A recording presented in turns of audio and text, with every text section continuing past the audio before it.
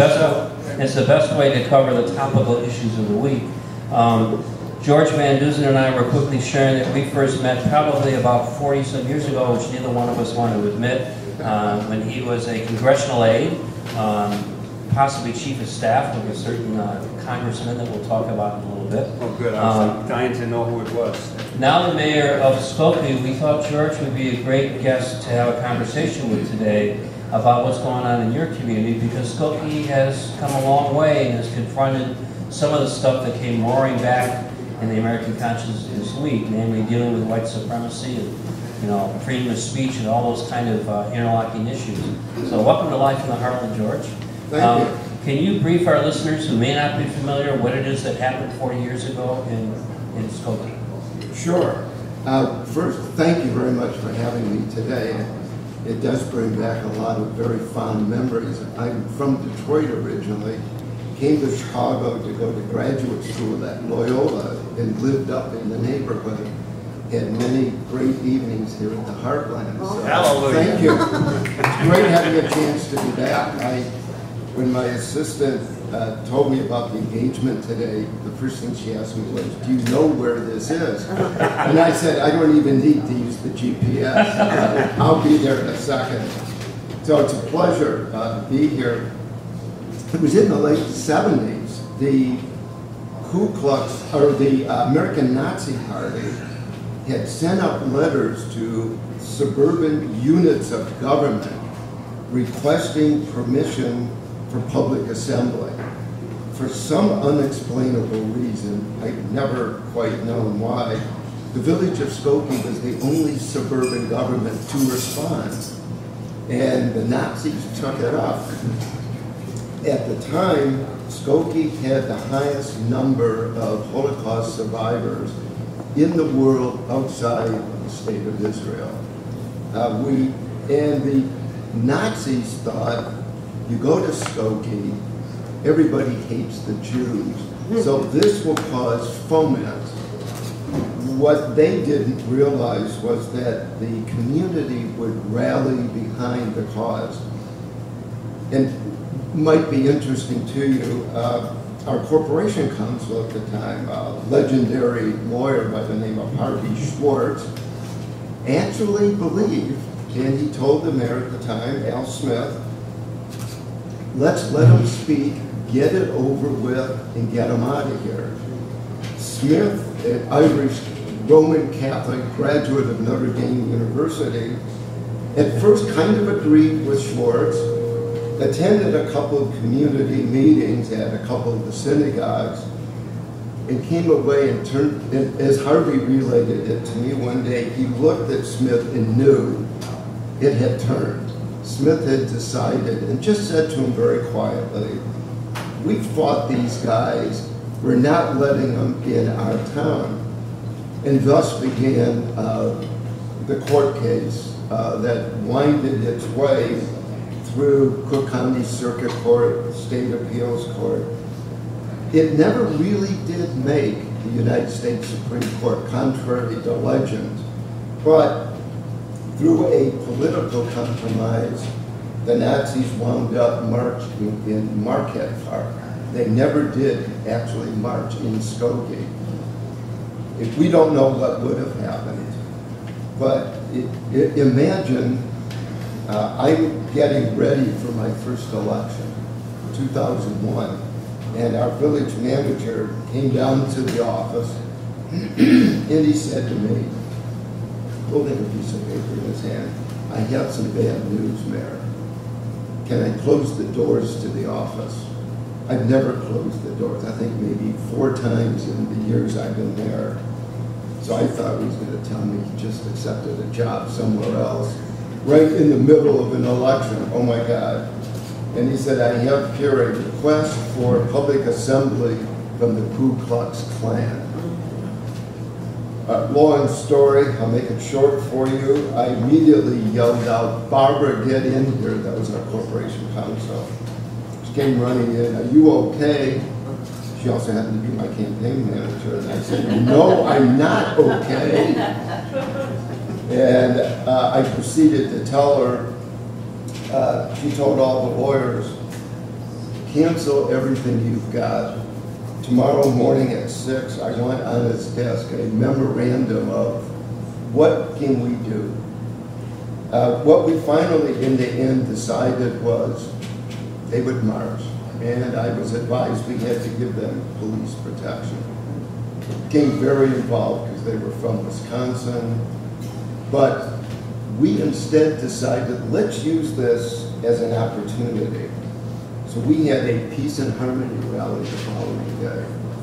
1,500 people.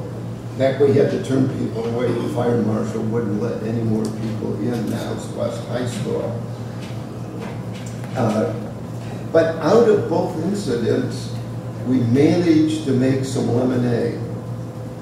The Illinois Holocaust Museum and Education Center was a direct product of the Nazi March. The Holocaust survivors had never been very active in the community. Now they became energized and wanted to tell their story. And out of the Klan March came a renewed dedication.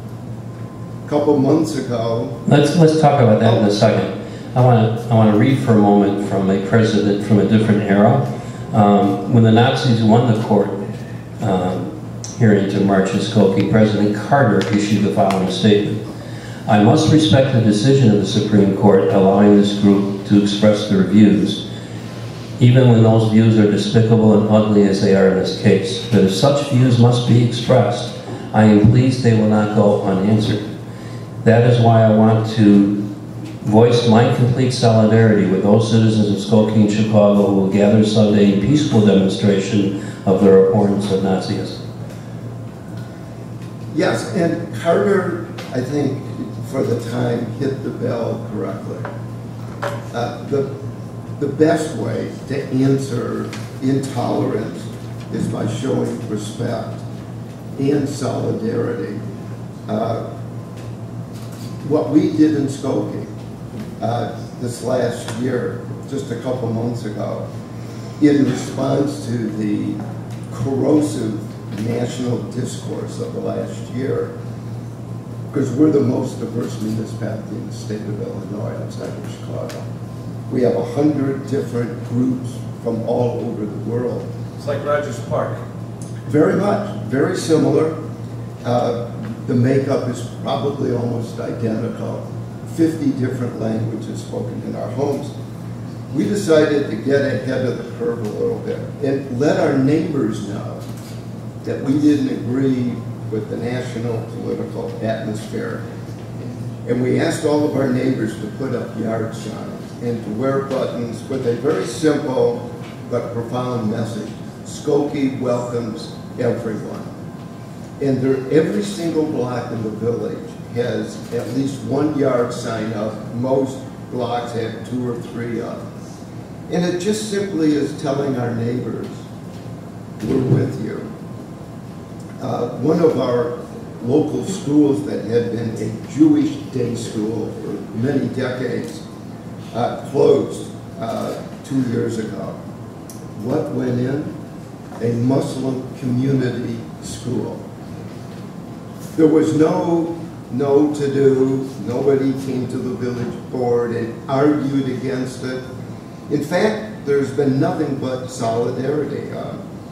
We have a community program called Coming Together in Skokie. Every year we take one group and we study it intensively at Oakton Community College, our high schools. We have about 50 different programs, invite 2 authors in who usually have written works of fiction on the diaspora. This year we're doing the Muslims. And the reason is we want our neighbors to know you're welcome here and we support you. And they've been very cooperative, and I'm looking forward to having a great program. But you have to have the community buy-in.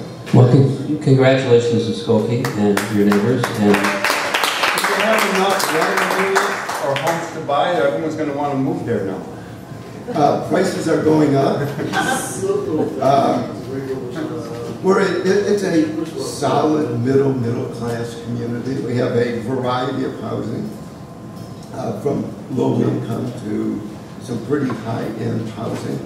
But I'll be happy to show you around, show you some places that might be for sale. For our retirement home. Yeah, there we go. So on to more mundane things. As mayor of Skokie, what's it been like to manage your village and its services and all that without a state budget? Challenging. We have a challenge just like everybody else. We have the Illinois Science and Technology Park, which we developed about 10 years ago. And the state of Illinois was one of the partners. Because of the state budget, the state has reneged on its obligation. The park is almost completely filled with tech park tenants. We have one building that needs desperately to be renovated. So trying to get the state to participate is always a challenge. And of course, this last budget did cut the local government distributive fund and other funds as well. So, but we're managing, we're getting along, we'll be okay. What do you think is going to happen on SB1? Which is for the uninformed, SB1? The Senate Bill 1 on the school funding formula reform. I haven't read the bill, but I've been told about it from educators and those I respect. I think it's a good bill. It's not perfect, but it is a good bill. In my business, if you get 90% of what you want, you take it, raise the flag, pat yourself in the back and declare victory. I don't know why the governor is producing this crisis.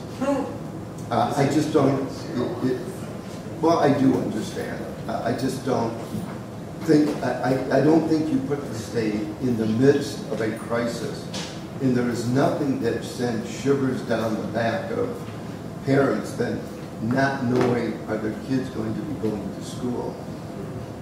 Most of the suburban schools probably can eat through it because they have reserves. It's the lower income districts that will be devastated because they don't have reserves. And it isn't just Chicago, it's all throughout the state. I'm told they don't have the votes in the House to override. I hope they can come up with them. My understanding is the Speaker's bringing it to the floor this next week. I hope they're able to muster the votes. Right now, as far as I understand, there are about 5 votes short of the override. Mayor George Van Dusen, what should we be looking forward to in this gubernatorial election, and do you have a favorite? I don't have a favorite as yet. I think it's going to be a very robust campaign. I've never seen as much interest in a gubernatorial campaign this early. I've been through a lot of political campaigns. I've been in politics. Tom and I won't say how long, but it's been quite a while. I go back to the '68 campaign. I was one of those who went clean for Gene McCarthy. So it's been a long time. I was in the streets. I think you and I were probably on different sides. I decided the best thing to do was go up to Racine, Wisconsin and campaign for McCarthy, and then come back here and work at the convention. I think it's going to be a very robust campaign, and I think the governor is going to be on his heels in this campaign. There's going to be a lot of money spent. George, before we let you go on with your Saturday activities, when we first met, you were, I think, Chief of Staff in the Chicago office for Sidney Yates. And I'm wondering how he would feel about this current Congress and how he would be trying to work or not work. He'd be horrified. just as it so happens, a colleague of mine and I are working on a book for the University of Illinois Press on his congressional career. The theme of it is bipartisanship. It is possible to keep your principles. He was a very proud New Deal liberal. He said so repeatedly, even when he was advised at times to trim his sails a little bit. After the 1980 census, our district became 40% suburban. He had never had the suburbs. And in those days, the suburbs tended Republican, even in the areas we managed to pick up. But contrary to what one committeeman suggested, he did not change. He said, I'm a proud New Deal liberal, but he always reached across the aisle. I remember in 1994, the night that the Congress changed so dramatically, and Newt Gingrich won the Congress, my boss called Ralph Regula, the Republican ranking member on my boss's appropriations subcommittee. Regula got on the line and Yates said, congratulations, Mr. Chairman. And Regula said, no, said, it's Mr. Co-Chairman. You and I have always worked together. It won't